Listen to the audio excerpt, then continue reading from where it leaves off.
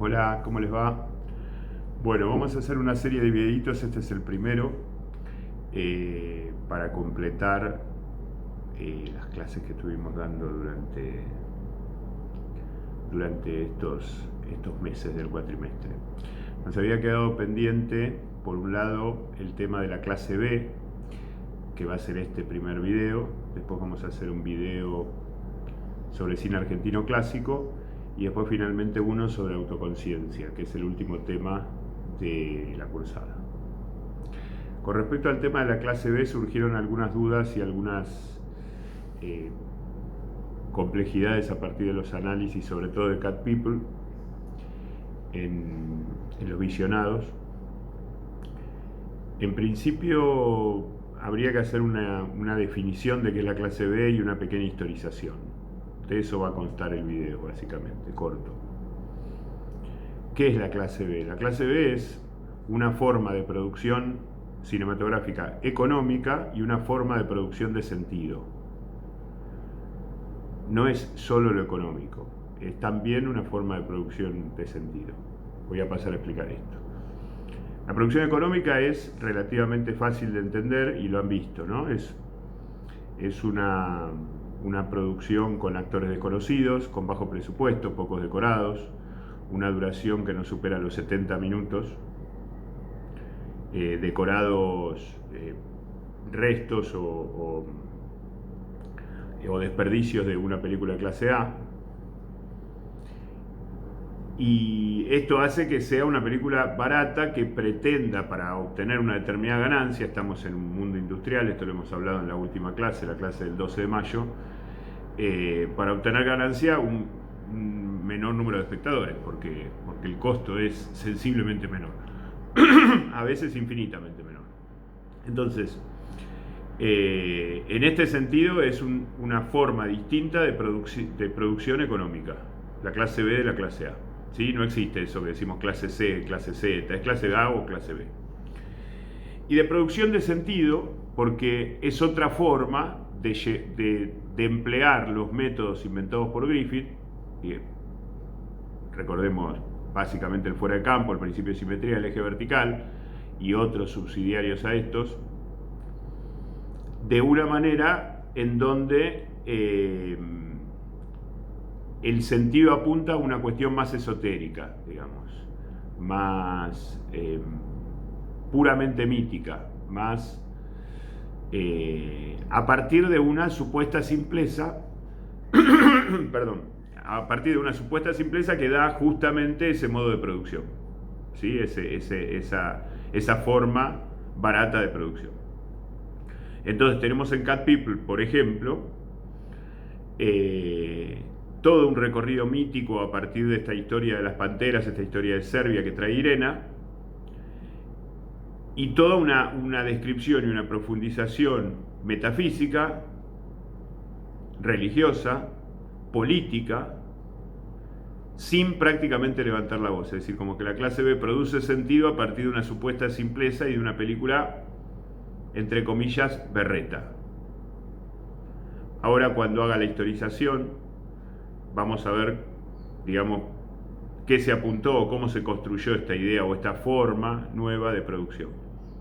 Pero en definitiva es como una manera más aparentemente simple de decir cosas mucho más complicadas que por ahí la clase A las dejaba más fuera de campo. Digamos, la clase A expresaba ciertas ideas a partir de una transparencia más, digamos, reconocible a partir de los géneros, ¿sí? Sobre todo a partir de fines de los 20, principios de los 30. Pero la clase A tiene el mismo valor que la clase B en términos artísticos, nada más que es otra forma de narrar. Lo mismo que es el cine, con los mismos recursos y con el mismo arte que inventó Griffith. La clase B apunta en general al fantástico y al policial. Y apunta al fantástico y al policial, ocasionalmente el western. ¿Por qué el fantástico y el policial? Porque son dos géneros menores que vienen ya desde la literatura como menores. Ahora esto lo vamos a ver cuando historicemos. Entonces, ya están considerados como géneros populares menores, bajos, simples, que suponen que no tienen determinada profundidad, pero que precisamente por esos motivos pueden calar más hondo en el sentido, ¿sí? A diferencia de, por ejemplo, un melodrama o un drama común o una comedia, que ya tenía como ciertos códigos tipificados desde principios de la cultura en Occidente, desde los griegos, ¿no? La comedia y el drama básicamente vienen de la tragedia de las historias de sátiros de la Grecia antigua. Bien, ahora vamos a historizar un poco la clase B. La clase B la crea Hollywood a partir de los años 30, cuando se consolida el sistema industrial. Tiene 4 etapas la clase B, y la clase B no es cine barato que se hace por necesidad, o porque uno no tiene plata, o porque se hace en los países periféricos, sino que es una forma de construir el cine. Más allá de que uno haga una película berreta en un rincón del mundo llamado la Argentina y le diga clase B. Eso no es clase B. Clase B tiene determinadas reglas, que es un poco lo que estoy tratando de explicar. La crea Hollywood a partir de el primer momento de consolidación del sistema industrial y del sistema de estudios en los años 30, a partir de la adaptación de todas las novelas populares fantásticas que venían del siglo XIX y que eran, digamos, todo lo fantástico, Frankenstein, Drácula, el hombre lobo, etc., eran relatos absolutamente olvidados, populares en un sentido despreciativo, que habían quedado en el olvido y que si se los rescataba como mero entretenimiento a través de un arte bajo, que era esa literatura fantástica, ¿no? Bram Stoker, Mary Shelley, etc. Poe.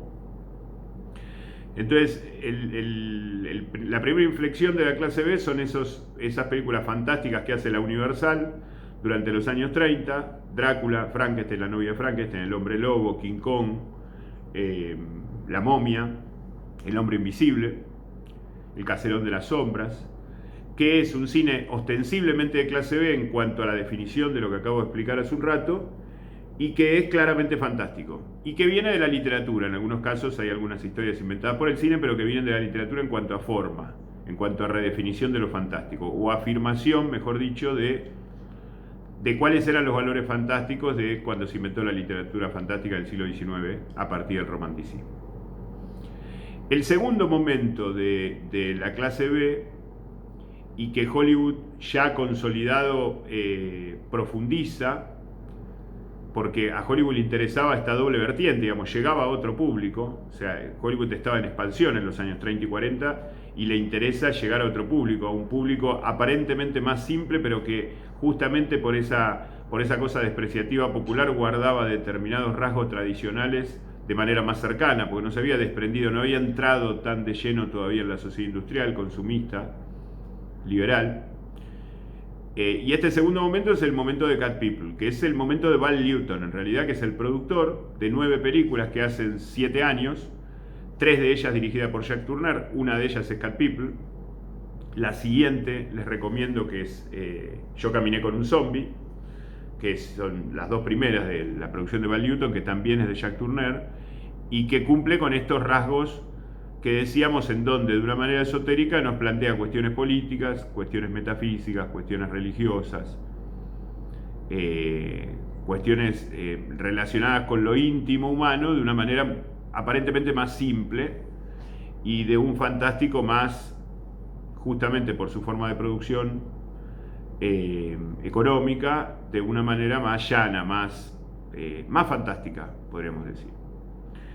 Ese segundo momento es el momento de Val Newton, que está totalmente encuadrado dentro de los grandes estudios, como el periodo industrial primero de la Universal, que lo hace la RKO, que es otro de los sellos de otra de las productoras de ese momento, y que este director, guionista y uno de los cráneos que tuvo Hollywood, que fue Val Newton, reunió este grupo de películas en donde llevó la clase B a un nivel, digamos, ya le dio un estatus casi definitivo. Pues hay un tercer momento de la clase B, que es los fines de los 50, principios de los 60, que tiene como una doble vertiente, pero que es muy parecido, que ya es una clase B, en donde el cine ya se ve más en la necesidad de producir más barato. Y esto tiene una doble vertiente, decía, porque en Estados Unidos se manifiesta a partir de Roger Corman, este director, productor que ha hecho tantas películas, que llegó a filmar hasta en los años 70, como director y como productor. Y en Inglaterra con la Hammer, la productora Hammer, que era una productora de clase B inglesa que copiaba los modos de clase B de Hollywood. Sobre todo un director muy interesante que es Terence Fisher, que hizo una versión de Drácula y una versión de Frankenstein también, muy interesante, que recomiendo. Ya en colores y ya más moderna, por lo menos desde el punto de vista visual. Entonces este sería el tercer momento, el momento en donde, cercano a la caída de los grandes estudios, cercano en cuanto a la caída del formato de producción de cine mundial, que es el formato privado, en donde ya empieza a intervenir el Estado, en algunos casos negativamente, como en la Argentina, la clase B se vuelve un poco una necesidad. Entonces se recuperan algunos rasgos que se hacían cuando Hollywood tenía esa opulencia y hacía la clase B de gusto, o como una estrategia, ya más como para poder filmar. Digamos, si Corman no lo hacía mediante la clase B, no hubiera podido filmar. Y la cuarta y última etapa, y para cerrar, es el momento de la autoconciencia, que es John Carpenter. Digamos, John Carpenter, básicamente, también Friedkin, De Palma y algunos otros directores, pero básicamente John Carpenter es cine de clase B, autoconsciente, cine de clase B de 10, 12 millones de dólares, ¿no? Bueno, pero para ellos, para los norteamericanos es clase B hasta desde el punto de vista económico, porque son películas baratas las de Carpenter. Inclusive los efectos especiales son truchos, los actores, excepto uno o dos, son actores absolutamente desconocidos.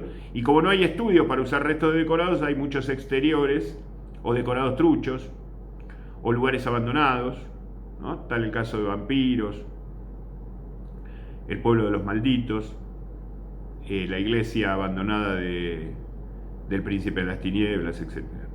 Entonces, bueno, esto es un poco la definición de clase B redondeando, la necesidad de la clase B, no tanto por una cuestión económica al principio, sino como estrategia de llegada a ampliar el público, y después sí como una cuestión de necesidad, y después una historización a partir de estas cuatro etapas, que son la de la Universal en los 30, Val Newton en los 40, el cine de la Hammer y de Roger Corman en fines de los 50, principios de los 60, y John Carpenter a partir de los 70 hasta hoy prácticamente.